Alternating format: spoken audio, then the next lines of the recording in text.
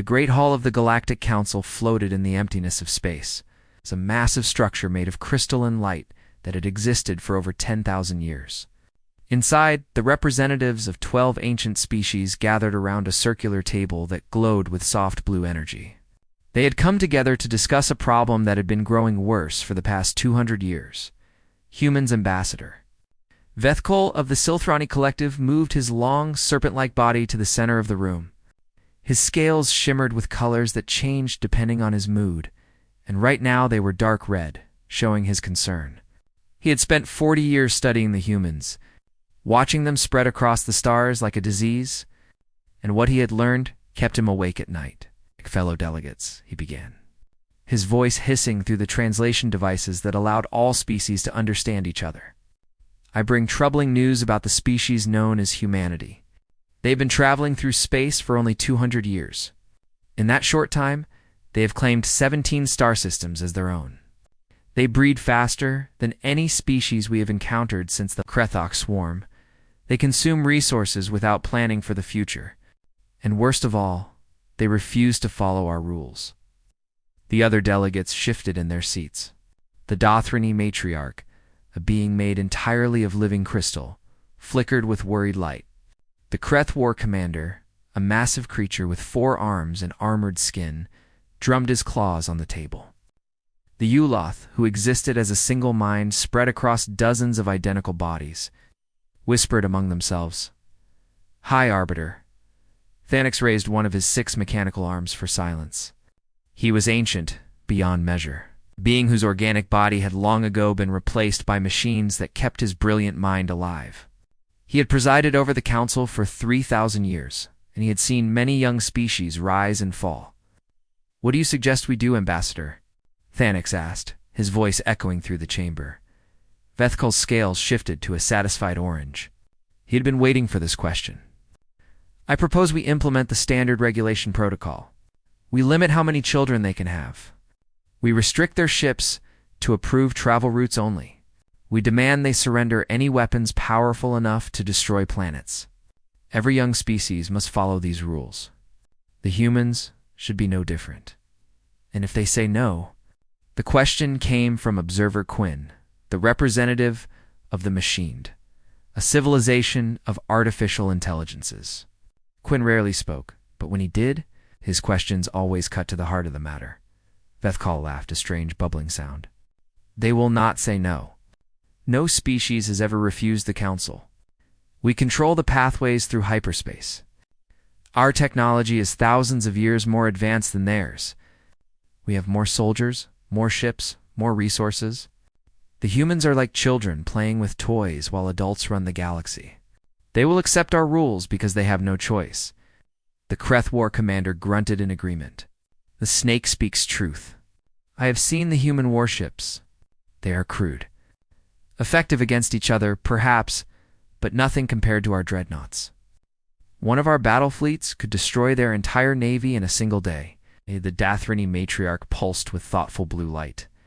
"But they are aggressive. Our observers report they have fought numerous wars among themselves. They seem to enjoy conflict." "Which is exactly why we must control them now," Vethkol replied, "before they become strong enough to be a real threat. A child who plays with fire must be taught to fear the flame." "High Arbiter." Thanix nodded slowly. "Very well. Let us vote." One by one, the delegates cast their votes. The Silthrani voted yes immediately. The Kreth followed, eager to show strength. The Uloth calculated the probabilities and decided the regulation made logical sense. The Dothrani voted yes out of fear. Even the usually silent Machined voted in favor. The decision was unanimous. Humanity would be regulated. A message would be sent to Earth within the week, informing them of the new rules they would be required to follow. The consequences of refusal would be made very clear as the delegates began to leave the chamber, congratulating themselves on handling the human problem so efficiently. None of them noticed the tiny device floating in the shadows near the ceiling. It was no larger than an insect, and its surface was designed to absorb light rather than reflect it. It had been recording every word spoken in the chamber, far away. On a ship hidden in the asteroid belt of an unremarkable star system, 3 humans watched the recording with great interest. Ambassador Elena Chen was 63 years old. With gray hair pulled back tight and eyes that had seen too much to be surprised by anything, she had negotiated with aliens before. She knew arrogance when she saw it. General Marcus Webb stood behind her, his arms crossed over his chest. He was officially retired, but retirement meant little when the future of humanity was at stake. His face was calm, but his mind was already planning for multiple scenarios. Dr. Yuki Tanaka was the youngest of the 3. Barely 30, but her brain held more information about alien species than entire university departments. She watched the recording with fascination rather than fear. "They really think we will just accept their rules," Tanaka said, shaking her head in wonder. "They think we have no choice," Chen replied. "They have been in power for so long, they have forgotten what it means to be challenged." General Webb uncrossed his arms. "The question is, what do we do about it?" Chen smiled, and it was not a friendly smile. "We do what humans have always done when someone tries to put us in a cage. We show them why that is a very bad idea." She turned to the ship's pilot and gave a simple command. "Set course for Nexus Prime. Maximum speed." The pilot's eyes widened. "Ambassador, that is the heart of Council space. They will detect us long before we arrive." "I am counting on it," Chen said. "It is time for the Galactic Council to meet the species they think they can control. I suspect they are going to be very surprised." The ship's engines hummed to life, and the vessel slipped into hyperspace, heading toward a confrontation that would change the galaxy forever. Behind them, the Council continued with their plans, completely unaware that the children they intended to discipline were already on their way, and they were not coming to surrender. The human ship appeared without warning. One moment the space near Nexus Prime was empty, and the next moment a small vessel was simply there, as if it had always existed in that spot. This should have been impossible. Council technology required careful calculations and mapped routes to travel through hyperspace. Ships did not just appear wherever they wanted. Defense. Commander Rethik of the Kreth Imperium stared at his screens in disbelief. His scales, thick and gray like armor plating, rippled with confusion. He commanded 400 warships in this system alone, each one capable of destroying a small moon. And yet this tiny human vessel had slipped past every sensor, every patrol, every early warning system, all ships. "Surround the intruder," he ordered, his deep voice rumbling through the communication channels. "Do not let them move." 12 dreadnoughts, each one larger than a small city, moved into position around the human ship. The vessel looked almost comical in comparison, like a fish surrounded by whales. Rethik felt his confidence return. Whatever trick the humans had used to arrive undetected, they were now completely at his mercy. "Unknown vessel," he broadcast. "You have entered Council space without permission. Power down your engines and prepare to be boarded. If you resist, you will be destroyed." The response came immediately, and it was in perfect Krethian, without any delay from translation software. This small detail disturbed Rethik more than he wanted to admit. "This is the UES Persistence, representing the United Earth Confederacy. We are here to attend the council meeting about our species. We believe we received an invitation." Rethik's claws tightened on his command chair. "There was no invitation." "Really?" The human voice sounded almost amused. "You spent 3 hours talking about our future? Where we come from, that counts as an invitation. It would be rude not to show up." Before Rethik could order his ships to open fire, a priority message from High Arbiter Thanix overrode all other communications. The ancient leader's voice filled every bridge in the defense fleet. "Let them pass. If the humans wish to witness their own defeat, we will allow it. Escort them to the crystalline spire." Rethik wanted to argue, but no one argued with the High Arbiter. He gave the order, and his mighty dreadnoughts became an honor guard for the tiny human ship. Leading it toward the Council's meeting place, the Persistence docked at the diplomatic bay, and 3 humans stepped out onto the platform. Hundreds of alien eyes watched them, belonging to species that had ruled the galaxy for thousands of years. Any normal beings would have been terrified. Ambassador Elena Chen walked forward as if she owned the place. Her silver hair caught the light from the crystal walls, and her expression was calm, almost bored. She had faced down warlords and dictators throughout her career. A room full of aliens did not impress her. General Marcus Webb walked slightly behind her, his posture straight, and his eyes constantly moving, taking in every detail of the chamber. He noted the positions of the guards, the exits, the distance to cover. Old habits never died. Dr. Yuki Tanaka brought up the rear, carrying a simple data tablet and looking around with obvious curiosity. Where? Others saw threats. She saw fascinating subjects for study. Ambassador Vethkal slithered forward to meet them, his scales bright with contempt. How bold of you to come here. I assume you have received our terms? Chen nodded politely. We have. Very thorough. Breeding restrictions, travel limitations, weapon surrender. You have clearly given this much thought, and you understand your position, Vethkal said. You will accept these terms, or you will face the consequences. Actually, Chen replied, her voice still pleasant, we have a counterproposal. Silence fell over the chamber. Vethkal's scales flickered through several colors before settling on an angry purple. Young species do not make counterproposals. You accept the terms given to you, or you suffer. That is how it has always been, Chen smiled. Then, I suppose we are about to change how things have always been. She gestured to Dr. Tanaka, who stepped forward and activated her tablet. A holographic display burst into life above them, filling the center of the chamber with images and data. Before we discuss our proposal, Chen continued, we thought the council should understand exactly who they are dealing with. You have spent years watching us from a distance. You have read reports and analyzed data, but I do not think you truly understand humanity. Allow us to introduce ourselves properly. The holographic display showed Earth, the small blue planet where humanity had been born. It showed the wars they had fought, the disasters they had survived, the impossible odds they had overcome throughout their history. It showed humans building cities in frozen wastelands and burning deserts, diving to the bottom of oceans and climbing to the tops of mountains simply because they were there. We are not like you, Chen said as the images played. Your species evolved on gentle worlds with stable climates. You had millions of years to develop in peace.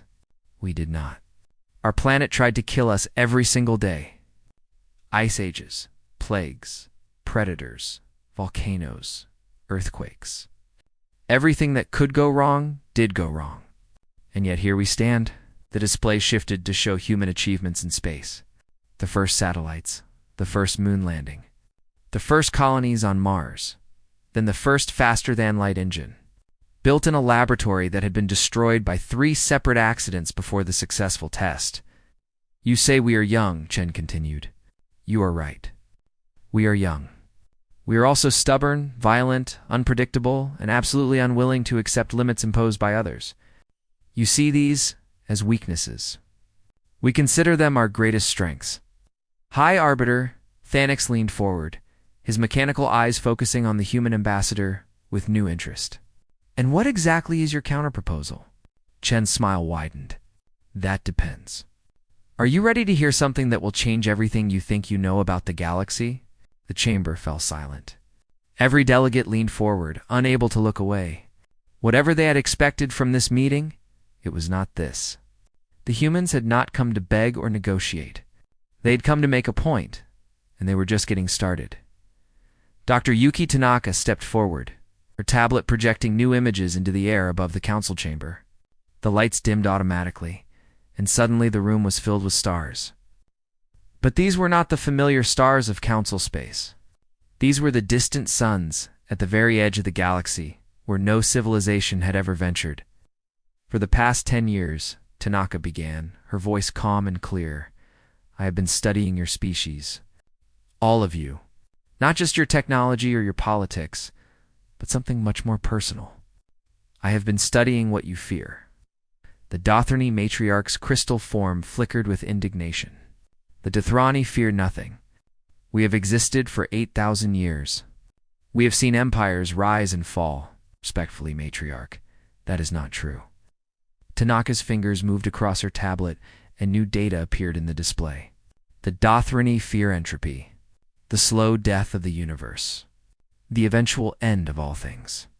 Your entire civilization is built around preserving information, storing memories, making sure that something of you survives forever. You are not afraid of dying. You are afraid of being forgotten. The matriarch's light dimmed, but she said nothing. Tanaka continued, pointing to the Silthrani ambassador. The Silthrani fear stagnation. Your species nearly destroyed itself in what you call the Stillness Wars. When innovation slowed and your society began to collapse from boredom and despair, you need constant change, constant progress. The idea of staying the same forever terrifies you more than death. Vethkel's scales went pale, but still he did not speak. One by one, Tanaka went through each species in the chamber. The Kreth feared becoming irrelevant, forgotten warriors in a galaxy that no longer needed them. The Uluth feared losing their connection to each other, becoming isolated individuals instead of one great mind. The Machined feared the loss of purpose, existing forever without reason. Why are you telling us this? High Arbiter, Thanix demanded. What is the point of exposing our weaknesses? Because we share them, Tanaka replied simply. Humanity fears all of these things: oblivion, stagnation, irrelevance, loneliness. We are afraid of the dark, just like you are. The difference is what we do with that fear.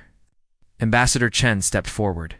Your species have learned to manage fear, to hide it, contain it, pretend it does not exist. You have built stable societies that avoid risk whenever possible, and it has worked. For thousands of years, it has worked perfectly. Ow. Then what is the problem? Vethkel hissed. Chen's expression grew serious. The problem is that something is coming. Something that does not care about your stability or your protocols or your carefully managed fears. Something that will destroy everything you have built, and it will not even notice it has done so. The holographic display changed again. Now it showed a map of the galaxy's edge, and scattered across that map were hundreds of red markers, pulsing like wounds in the darkness. 3 years ago, Chen continued, we encountered something at the edge of our space. We call them the Silence, because that is what they leave behind. Dead worlds. Empty systems. No radio signals, no survivors, no explanation. Just nothing. General Webb stepped forward. We fought them at Kepler 442. 4 of our colony worlds were destroyed. 60 million of our people died in less than a week. But we kept fighting, and eventually we found a way to hurt them. We drove them back. For now, the chamber erupted in chaos. Delegates shouted questions and accusations. Some demanded proof. Others called the humans liars. The Dothrani matriarch's form shattered into 1,000 fragments before slowly pulling itself back together. Silence. High Arbiter, Thanix commanded, and his voice echoed through the chamber with enough force to rattle the crystal walls. I will have order. The noise died down, though the tension remained thick enough to cut. You claim there is a threat we have never heard of, Thanix said slowly. A threat that has destroyed human colonies. Why did you not inform the council immediately? Because we were not sure you would believe us, Chen admitted. And because we needed to learn more about you first. We needed to know if you would be capable of helping us fight, or if we would have to face the Silence alone. And what have you decided? Thanix asked. Chen looked around the chamber, meeting the eyes of every delegate in turn. We have decided that you could be valuable allies. Your technology is impressive. Your resources are vast. Your knowledge is deep, but you have forgotten how to fight. You have been at peace for so long that you have lost the instincts that kept your ancestors alive. Vethkel made a sound of disgust. Arrogant creatures. You think you can lecture us about survival? We ruled the stars when your ancestors were still climbing trees. Yes, Webb replied calmly. And when did you last fight a real war? 8,000 years ago? 10,000. Can any of you even remember what it feels like to face extinction? He reached into his uniform and pulled out a small crystal, no larger than his thumb. He placed it on the speaker's platform. This contains everything we know about the Silence. Their attack patterns, their weaknesses, the weapons we developed to fight them. It is yours freely, no conditions attached. We give it to you because the silence does not care about politics. If they destroy you, they will come for us next. We would rather fight beside you than over your graves. The delegates stared at the crystal as if it might explode. But Chen added, "If you want more than just our information, if you want our ships and our soldiers and our willingness to die for this galaxy, then we need to talk about partnership. Real partnership. Not you giving orders and us obeying like trained animals." Dr. Tanaka smiled and raised her tablet once more. "Now, would you like to see what we learned from the silence? I think you will find it very interesting." The next image that appeared in the holographic display made several delegates physically recoil. It showed something that was neither fully organic nor fully mechanical. A twisted nightmare of flesh and metal that seemed to exist in defiance of natural law for the first time in thousands of years. The Galactic Council understood what it meant to be afraid. The image floating above the council chamber showed the remains of a silenced creature. Captured after the Battle of Kepler 442, it was horrible to look at. Parts of it seemed to be made of dark metal that absorbed light instead of reflecting it. Other parts were clearly organic, with something that might have been muscle or tendon stretched across a frame that made no biological sense. And there were other components that the Council's most advanced sensors could not identify at all. Materials that did not match any known element in the periodic table. "This is what we recovered from the battlefield," Dr. Tanaka explained. "It took us 6 months to transport it safely. The creature was dead, but even dead it interfered with our instruments. Our scientists still do not fully understand what it is made of." Ambassador Vethkal tried to sound dismissive, though his scales had turned a sickly gray color. "Convenient that you have evidence of this threat that only you have witnessed. Perhaps you created this thing yourselves, to frighten us into giving you what you want." Enral Webb shrugged. "You do not have to believe us, but you might want to check your long-range sensor arrays in the Thesan corridor. We sent a piece of this thing there 6 months ago, contained in a secure transport pod. Consider it a gift." The Uloth delegation went silent. All of their drone bodies froze at the same moment, their shared consciousness reaching out across vast distances to access their archives. When they spoke again, their synthesized voice carried an emotion that no one had ever heard from them before. It sounded like fear. "We have accessed our records from the Thesan corridor," the Uloth announced. "The human claim is verified. The artifact matches no known technology. It appears to be partially organic, partially mechanical, and partially composed of materials we cannot identify. Our preliminary analysis suggests it may not have originated in our galaxy." The chamber exploded into chaos. Delegates screamed accusations at each other. The Kreth War commander demanded immediate military action. The Dothrani matriarch's crystal form flickered so rapidly that she became almost invisible. Even the usually calm machined representative seemed disturbed, his artificial body making small, jerky movements. High Arbiter Thanix struck the floor with his staff, and the sound cut through the noise like a blade. "Order. There will be order in this chamber." Slowly, reluctantly, the delegates fell silent. "If what the humans say is true," Thanix said, his mechanical voice heavy with weight, "then we face a threat unlike anything in our history. We must prepare. We must mobilize our forces. We have emergency protocols for exactly this situation." "Yes, you have protocols," Ambassador Chen agreed. "I am sure they are very detailed. How long would it take to fully mobilize Council forces using those protocols?" Thanix paused, calculating. "Standard procedures require 18 cycles for initial assessment. Another 12 cycles for strategic planning. Mobilization would begin after that, assuming all member species agree to participate." 3 decades, Chen said flatly. "Maybe more, depending on how much arguing is involved.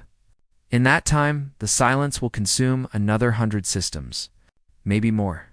They do not wait for committees to finish their reports." "Then what do you suggest?" The question came from the Kreth War commander, and for the first time, there was genuine respect in his voice rather than contempt. Chen turned to face him directly.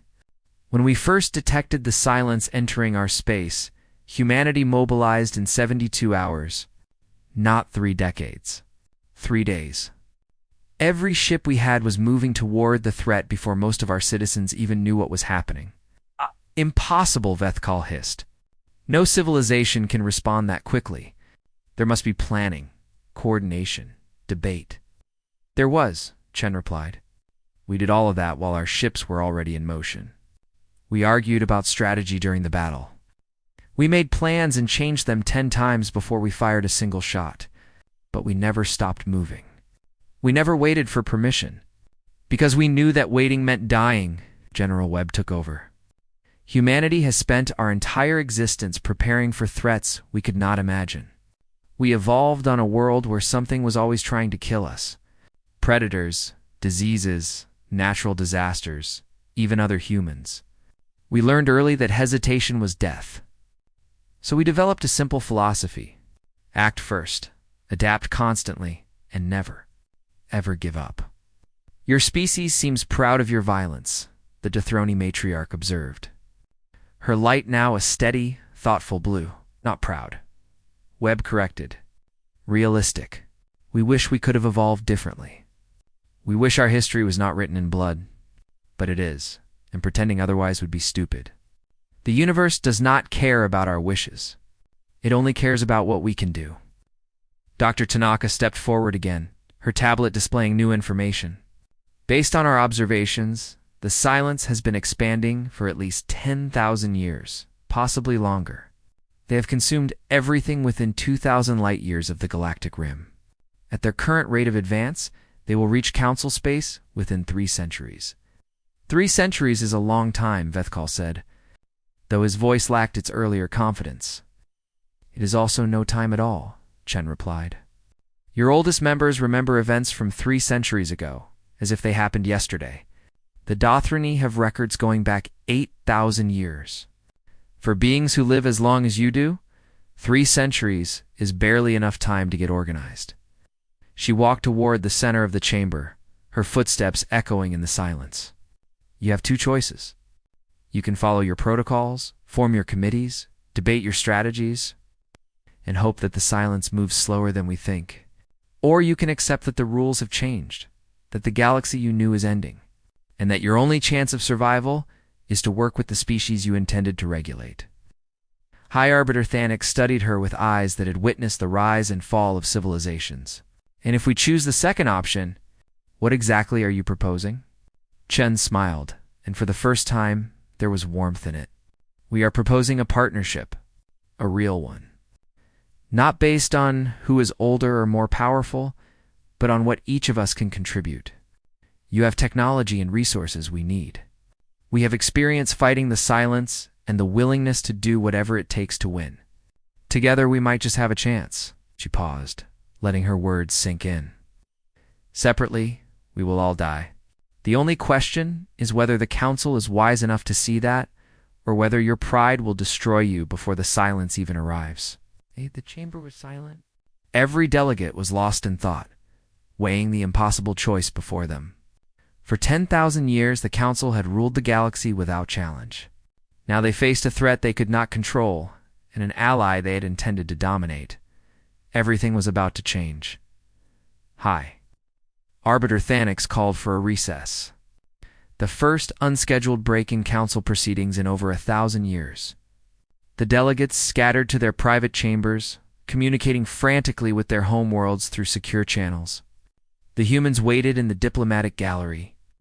Watching the chaos they had caused with calm expressions, General Webb stood by the window, looking out at the stars. Do you think they will accept?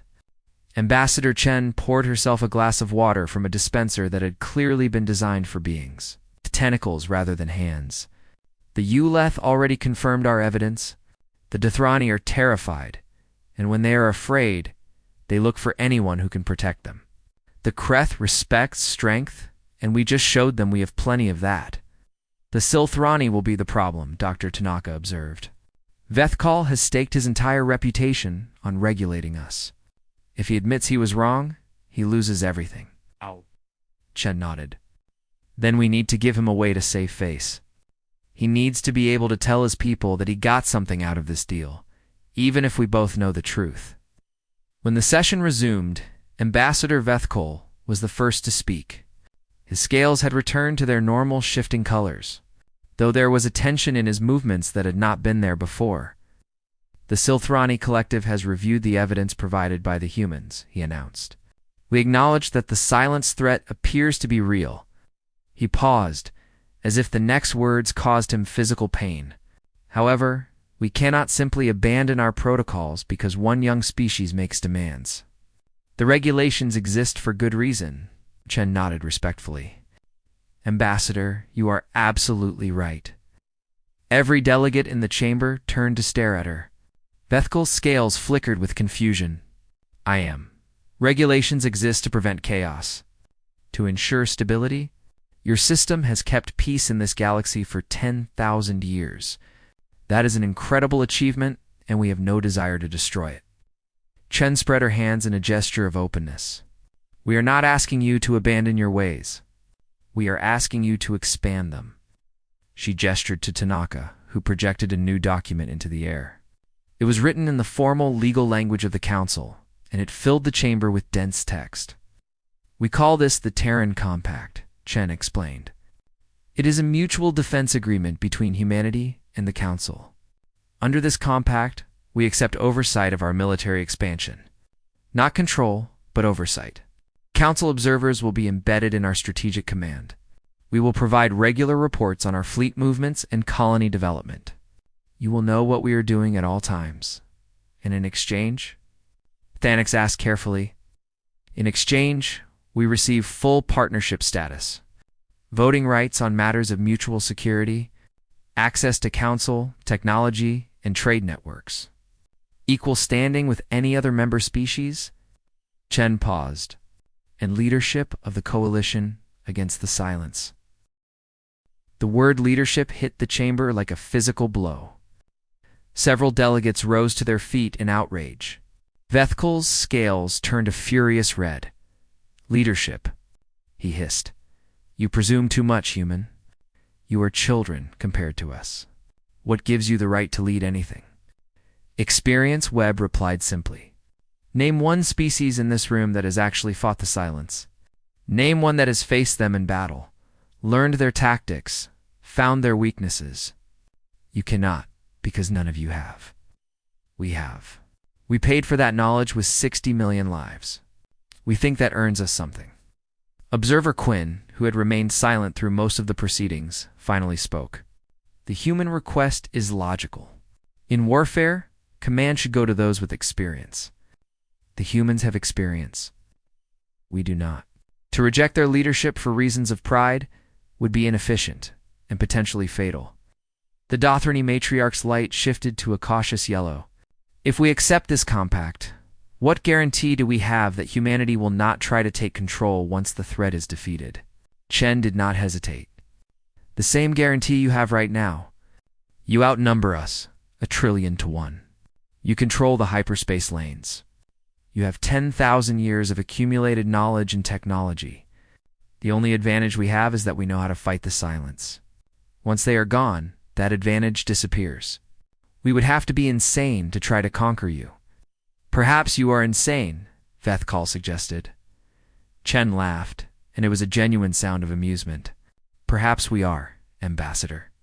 Our own psychologists have been debating that question for centuries. But even if we are crazy, we are not stupid. We want to survive. Working with you gives us the best chance of doing that. Fighting against you would accomplish nothing except getting more of our people killed. High Arbiter Thanix raised his staff. I call for a vote on the Terran Compact. All delegates will register their positions now. The Krethwar commander voted yes first, respecting strength as his species always had. The Ulith calculated the odds and found them favorable. The Dothrani, terrified of the extinction they had glimpsed, aligned themselves with whoever offered the best chance of survival. The machine voted yes based on pure logic. One by one, the other species followed. When Vethkal's turn came, he hesitated. The entire chamber held its breath. Finally, his scales settled into a neutral gray, and he spoke a single word. Abstain. It was not a yes, but it was not a no. He had found his face-saving compromise. The Silthrani would not oppose the compact, but they would not endorse it either.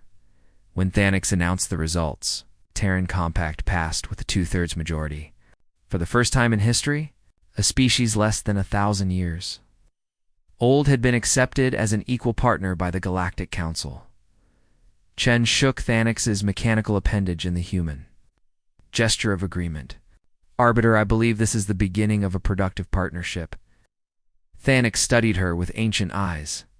When we first observed your species, we saw creatures that fought each other constantly. Wars over resources, over territory, over ideas. We thought you were primitive. Dangerous, but primitive. We are primitive, Chen admitted. By your standards, we have barely crawled out of the mud. And yet here you stand, Thanix replied. Perhaps that is exactly what the galaxy needs. Not another old, comfortable species with protocols for everything. Perhaps we need young fools who have not yet learned to be properly afraid of the dark. Chen smiled. Oh, we are afraid of the dark, Arbiter. We are terrified. We just learned a long time ago that the best way to deal with fear is to walk toward it, not away from it. As the human delegation returned to their ship, Webb paused at the airlock. Through the crystal walls of the station, he could see the distant stars at the galaxy's edge. Somewhere out there, beyond the light, the silence was still advancing. Think we can actually win? He asked quietly. Chen joined him at the window, her reflection ghosting over the infinite darkness. I think we have a chance. And for humans, that has always been enough. The Persistence departed from Nexus Prime, slipping into hyperspace as easily as it had arrived. Behind them, the Galactic Council began the difficult work of preparing for a war unlike any they had faced before. And somewhere in the void between galaxies, the silence continued its endless march, unaware that for the first time in its ancient existence, something was coming to meet it. Something born on a small blue world that had taught its children a simple truth. The universe did not care whether humanity lived or died, but humanity cared, and that made all the difference.